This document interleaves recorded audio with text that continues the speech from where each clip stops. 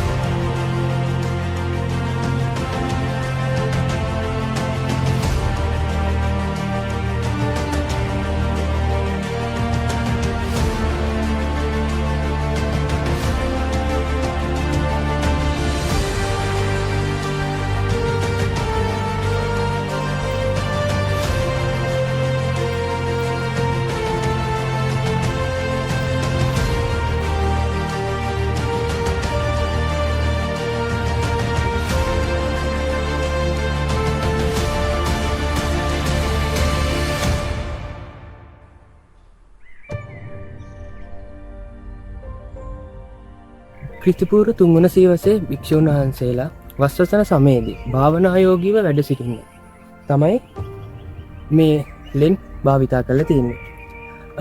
මේකේ ලෙන් විශාල ප්‍රමාණයක් තියෙනවා. අපි බලමු මේ මොනවද කියලා.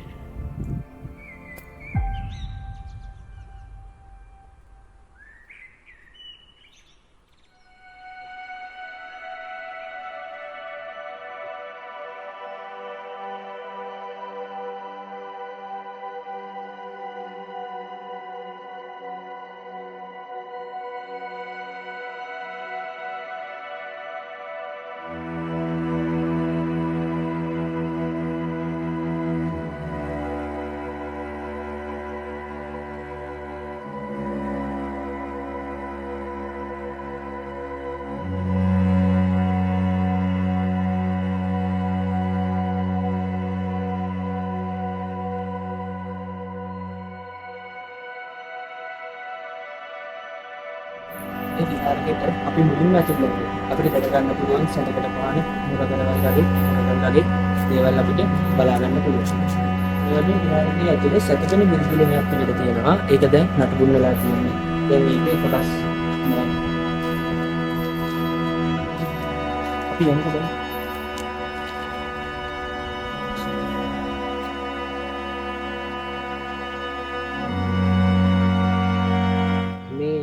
පර්වතයේ ලෙන් විශාල ප්‍රමාණයක් තියෙනවා. ඒක එක ලෙනක දේවානම්පියතිස්ස රජතුමාගේ නම සඳහන් වෙනවා.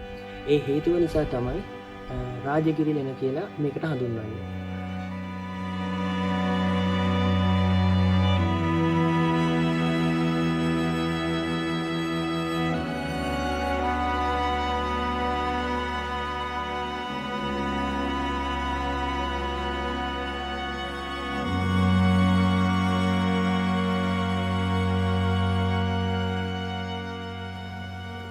මීට රාජගිරි ලෙන ඇරි දැකලා නැහැ. සහ ඔය අනුරාධපුර චාරිකාවක් ගැන හිතන් ඉන්නවද? අනිවාර්යයෙන්.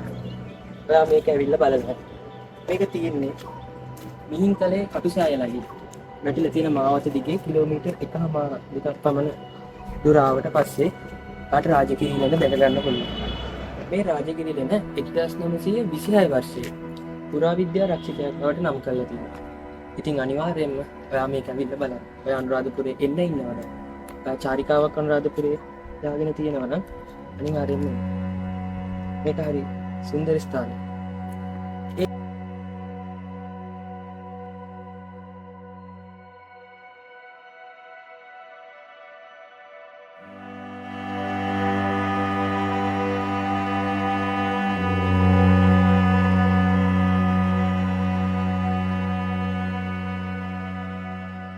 ඔයා මේ වීඩියෝ එක බලලා අනිවාර්යෙන් ඔයාගේ අදහස පහලින් කමෙන්ට් කරගෙන යන්න. සහ ලයික් කරලා මගේ YouTube channel එක subscribe කරලා bell icon එක click කරන්න.